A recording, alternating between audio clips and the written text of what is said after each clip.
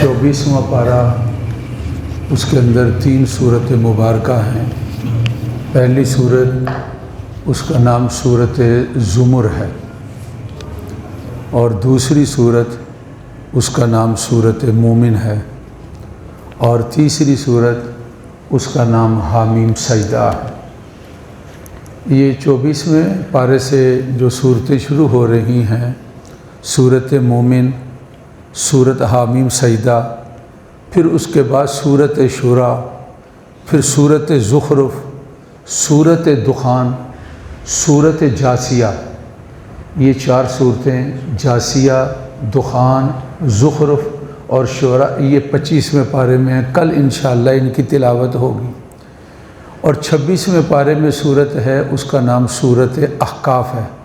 ان کے شروع کے اندر حامیم آتا ہے۔ یہ حامیم حروف مقطعات ہیں۔ دیکھو پڑھنے کے اندر چاہیے یہ کہ ان کو پڑھیں ہم، لیکن ہاں الگ پڑھتے ہیں۔ جس طرح دیکھو علم تر کیف، علم پڑھتے ہیں، لیکن یہی الفاظ الف لام میم آپ دیکھیں گے، یہ مد یا کھڑی زبر یہ تو ہمیں سمجھانے کے لیے ہیں۔ عرب جب اس طرح کے الفاظ لکھیں گے الف لام میم میں اور علم میں، لکھنے کے اندر کوئی فرق نہیں۔ ان کو جو پڑھا جاتا ہے اس لیے کہ ان کو حروف مقطعات کہتے ہیں، پڑھنے کے لحاظ سے یہ الگ ہیں۔ جس طرح الف لام میم، اس طرح ہا میم، ہا الگ پڑھا جائے گا، میم جو ہے وہ الگ پڑھی جائیں گی۔ یہ 7 صورتیں ہیں، ان کو حوامیم سبع کہا جاتا ہے۔ کہتے ہیں یہ بہت پیاری صورتیں، ان کے اندر بڑے اہم مضامین ہیں۔ ان کے اندر اللہ تعالیٰ کی بڑائی اور کبریائی کا اور شان کا تذکرہ ہے۔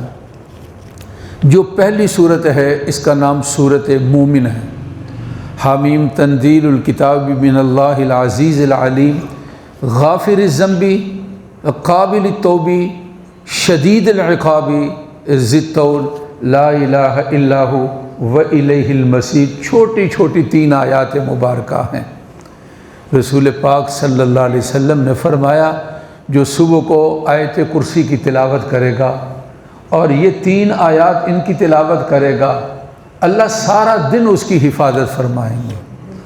اتنی چھوٹی سی آیات، ان کو یاد کر لو بہنیں بھی اور بیٹیاں بھی۔ اور میری آپ سے بھی درخواست ہے، یہ جو سورۃ مومن کی ابتدائی جو 3 آیات مبارکہ ہیں، حامیم والتنزیل، حامیم اور حامیم تنزیل الکتاب من اللہ العزیز العلیم، یہ 2 آیتیں ہوں گی۔ آگے تیسری ہے غافر الذنب وقابل التوب شدید العقاب ذی الطول لا الہ الا ہو والیہ المصیر۔ یہ 3 آیات مبارکہ ہیں، یہ بڑی مبارک آیات مبارکہ ہیں۔ یہ حوامیم کی مثال دیتے ہیں جس طرح کوئی آدمی سفر کر رہا ہے، اور سفر کرتے ہوئے بہت اس نے سفر کر لیا، اور ایک جگہ سبزہ آتا ہے اور یہ خوش ہو جاتا ہے، ابھی بارش بھی نہیں اور یہاں اتنا سبزہ اور وافر پانی ہے، جی چاہتا ہے وہیں ٹھکانہ لگا لے۔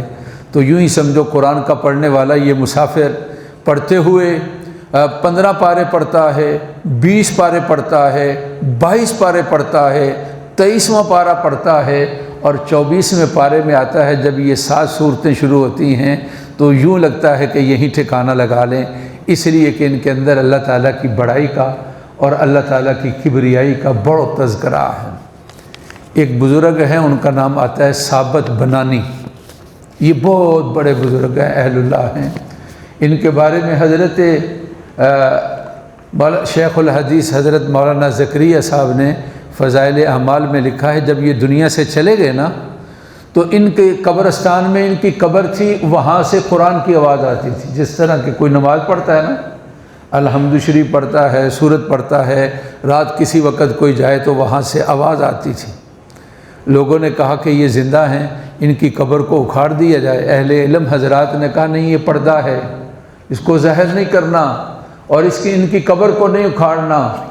ان کی اہلیہ محترمہ کے ساتھ یا والدہ محترمہ کے ساتھ ملاقات کی اور ان سے پوچھا کہ اس طرح قبر سے آواز آتی ہے جس طرح کہ کوئی نماز پڑھتا ہے۔ وہ کہنے لگی کہ میں نے ان کو ساری زندگی رات تہجد نماز پڑھتے ہوئے دیکھا، اور آخری وقت یہ دعائیں کرتے تھے اور کہتے تھے کہ اللہ اگر آپ اپنے کسی مقبول بندے کو قبر کے اندر نماز کی اجازت دیتے ہیں تو مجھے بھی اس کی اجازت عنایت فرماتے ہیں۔ یوں لگتا ہے کہ حضرت ثابت بنانی رحمہ اللہ تعالیٰ علیہ کی اللہ کی ذات نے دعا کو قبول کیا ہے۔ یہ بغداد کے اندر تھے ایک دوست کے ساتھ، ایک جگہ پر ان کا قیام تھا، تو وہاں باغ تھا، وہاں ٹھہرے ہوئے تھے۔ یہ سبزہ دیکھو کیسی میٹھی خوشبو آتی ہے، گھروں میں سبزہ لگانا چاہیے، جہاں جگہ موجود ہو۔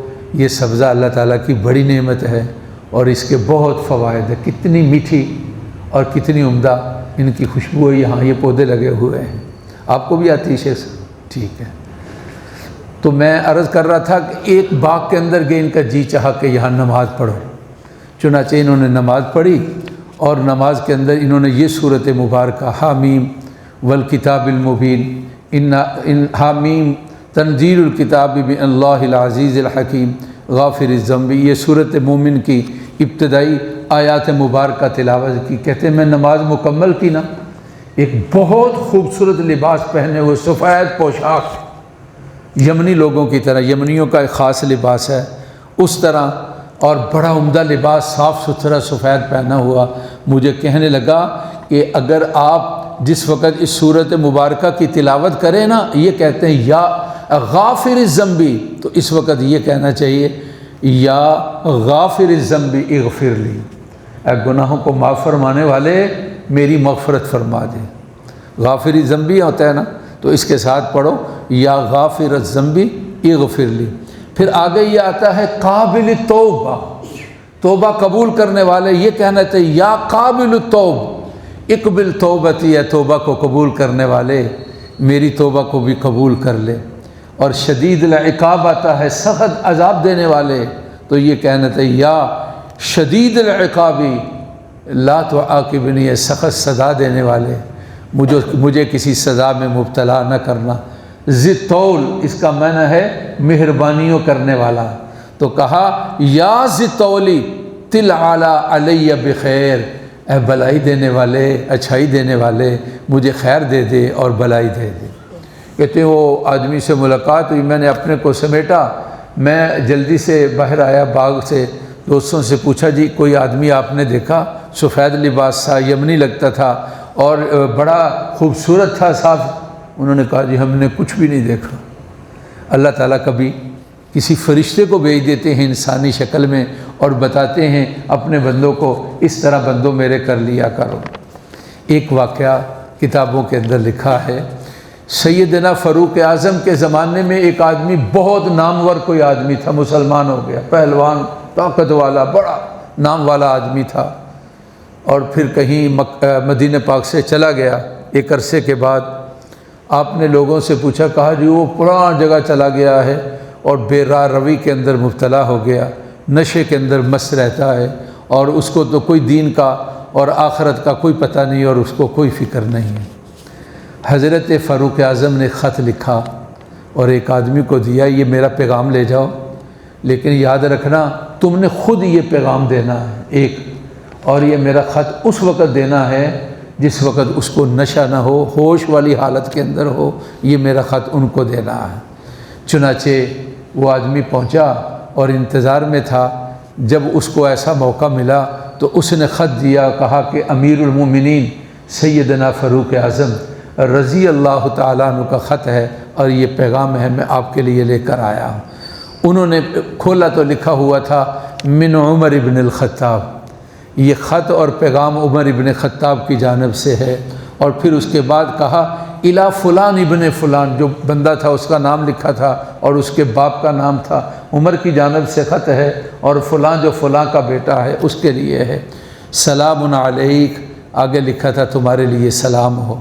اور پھر کہا فإنی احمدک احمد الیک اللہ، میں تیرے سامنے اس اللہ کی تعریفیں کر رہا ہوں، الذی لا الہ الا ہو، جس اللہ کے سوا کوئی معبود نہیں۔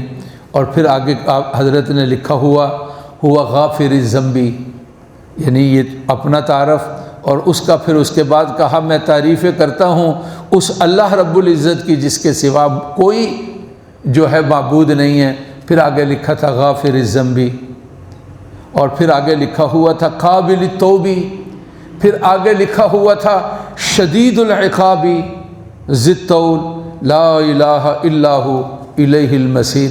اس آدمی کے پاس جب خط گیا تو وہ اس کو پڑھتا ہے اور پھر پڑھتا ہے اور پھر پڑھتا ہے اور پھر کہتا ہے مجھے اس کے اندر امید دلائی گئی ہے کہ غافر الذنبی، وہ گناہوں کو معاف کرانے والے ہیں، اور مجھے اس کے اندر ڈرایا گیا ہے شدید العقابی، وہ سخت سزا دینے ہیں، اور مجھے یہ بتایا گیا ہے قابل التوبی، غافر الذنبی، معاف کرنے والے ہیں، توبہ کو قبول کرنے والے ہیں، اور ساتھ مجھے ڈرایا گیا ہے کیا؟